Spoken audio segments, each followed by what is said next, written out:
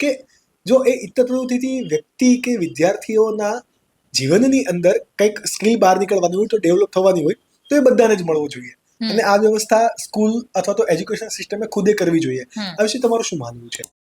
Hey lovely audience, this is your host Akash Ukani and thank you for choosing this particular topic to watch. જો તમે આ podcast clip માટેનો ફૂલ episode જોવા માંગો છો તો તમે અમારી મેઇન યુટ્યુબ ચેનલ સ્કિલ જોગીને સબસ્ક્રાઇબ કરીને તમારી લાઈફ એન્ડ તમારા બિઝનેસમાં વેલ્યુ એડ કરી શકો છો.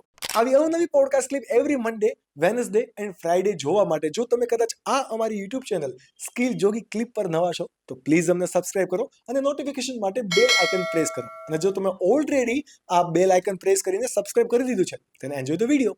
સ્કિલ ડેવલપ થવી જોઈએ, પણ વાલી ઉપર જે એક્સ્ટ્રા બર્ડન આવે છે, Yes. ફી ની સાથે સાથે જે એક્સ્ટ્રા બર્ડન આવે છે એનાથી વાલી પછી કંટાળે અને એ જ બેક ઓફ કરી દે કે ભાઈ આ પ્રવૃત્તિમાં નથી જવું કે આ વખતે ભાગ નથી લેવો. Exactly. બરાબર. તો સ્કૂલની ઘણી બધી રિસ્પોન્સિબિલિટી આવે કે એમણે એ માહોલ બનાવવો જોઈએ કે બહુ સરળ રહે વિદ્યાર્થી માટે. એજ્યુકેશનને પણ સાચવવું અને ઇત્તર પ્રવૃત્તિનું બેલેન્સ કરવું એ કોઈના પણ માટે બર્ડન ન હોવું જોઈએ. ન અભ્યાસક્રમ ખોરવાવો જોઈએ, ન વાલીને કોઈ એક્સ્ટ્રા બર્ડન આવવું જોઈએ, કોસ્ટ વાઇઝ કે કોઈ પણ વાઇઝ.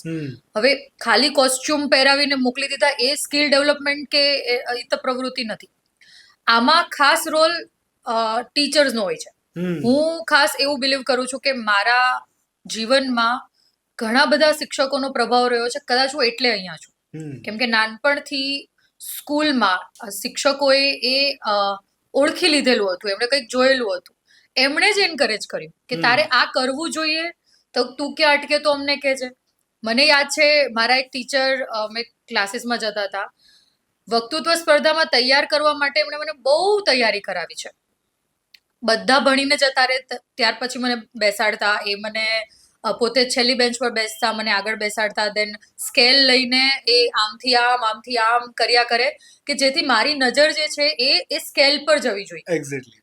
તો એનાથી મને એ ટેવ પડી કે જ્યારે હું સ્ટેજ પર આવીને બોલું તો મારી નજર પબ્લિકના દરેક ખૂણેથી બધા જ લોકો તરફ જવી જોઈએ. તો એવા ટીચર મળવા એ બહુ મુશ્કેલ છે, એ જરૂરી છે ને આજના ટાઈમમાં એ નથી થઈ રહ્યું. એનું રીઝન તમને શું લાગે? ઘણા બધા રીઝન છે. એક તો મેનેજમેન્ટ તરફથી એક ફ્રીડમ હોવી જોઈએ, ટીચર્સને પણ એક ફ્રીડમ મળવી જોઈએ કે ખાલી આવ્યા, અભ્યાસક્રમ પતાવ્યો, જે ગોખેલું છે એ વાંચી ગયા, યા બોલી દીધા, કોઈને સમજ પડી નથી પડી, એન્ડ દેન આપણું કામ ખતમ. આ વાળો એટીટ્યુડ પણ થોડો ટીચરમાં પણ આવ્યો છે, એ બદલાવવું જોઈએ. શિક્ષકનો રોલ છે ને આપણે ધારીએ છે ને એના કરતા બહુ મોટો છે, બહુ જ મોટો છે સમાજ પર, બાળક પર.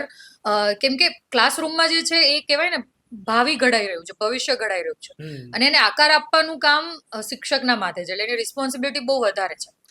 માત્ર ભણાવીને હાથ ધોઈ નાખવા એ જવાબદારી નથી. દરેક બાળકમાં કોઈક ને કોઈક ટેલેન્ટ રહેલું છે, એ ઓળખવું. કોઈક ને કોઈક બાળક ક્યાંક ને ક્યાંક અટવાય છે. આજના ટાઈમમાં ડિપ્રેશનના કેસ વધી રહ્યા છે, એવા ઘણા બધા કેસીસ છે જે બાળકો કોઈની સાથે ચર્ચા નથી કરી રહ્યા. તો એ શિક્ષકે અને મેનેજમેન્ટે એ શાળાનું વાતાવરણ એવું હોવું જોઈએ કે બાળક ક્યાંય ના બોલતું હોય, ઘરે પણ ન બોલતું હોય, પણ એ આવીને એ શિક્ષકને કહેવું જોઈએ. એટલે એ વાતાવરણ બનાવવું જરૂરી છે. અને શિક્ષકોને છૂટ મળવી જોઈએ કે થોડો ઇન્ટરેસ્ટ લે બાળકના સ્કિલ ડેવલપમેન્ટમાં, એના પર્સનલ ગ્રોથમાં, એના કાઉન્સેલિંગમાં, એના વિચારોમાં, એ ક્યાં અટવાઈ રહ્યું છે એને મદદ કરવામાં. કેમ કે આપણે ખાલી ચોપડાના થોતા પૂરા કરશું ને એનાથી એ ગ્રોથ નથી થવાનો. ગ્રોથ તો અહીંયાથી થવાનો છે. તો અહીંયાથી અટવાયેલું રહેશે ને બાળક, એ નહીં કરી શકે. એટલે મારી સામે ઘણા બધા એવા કેસ આવ્યા હતા, પહેલા પણ આવ્યા હતા, કે આપણે ખબર પડી જાય કે એ સ્ટુડન્ટ ક્યાંક અટવાઈ રહ્યું છે, દેન આપણે બોલાવીએ, એનું વર્તન બરાબર ના હોય, શિક્ષકો સાથે કયું ના કરતા હોય, લેસન લઈને ના આવતા હોય, દેન તમે જાણો, બેસો, પૂછો, ત્યારે એ ધીમે રહીને ખોલશે. પહેલા તો એ વાત પણ નહીં કાઢે.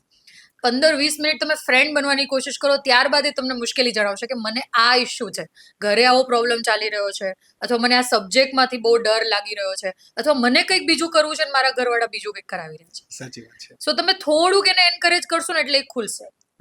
એ તો શાળાની અને શિક્ષકની જવાબદારી બને છે કે એમણે એક ફ્રીડમ વાળું વાતાવરણ આપવું જોઈએ, જે મને લાગે છે બહુ રેર છે, શાળાઓમાં નથી આવી રહ્યું. કેમ કે હવે બધા અભ્યાસક્રમ ક્યારે પૂરો થાય ને એના ઉતાવળમાં હોય છે. અને છેલ્લે એક્ઝામની અંદર પર્સન્ટેજ વધારે કઈ રીતે આપવું અને વધારે કઈ રીતે આવે, અને આપણે એક બોર્ડ બેનર મારી દીધા છે કે ઓકે 55% ઉપર 98% ઉપર આવી ગયા, એ શાળાનો સક્સેસ રેટ નથી. મને લાગે છે કે હસતા રમતા બાળકો જ્યાં ભણતા હોય અને જ્યાંથી જે કરવું છે એ માહોલ અને જે કરવું છે એનું સ્ટેજ મળતું હોય ને, એ શાળા આદર્શ એ પોતાની કહી રીતે આદર્શ છે. શકાય. એ પોતાની રીતે આદર્શ છે.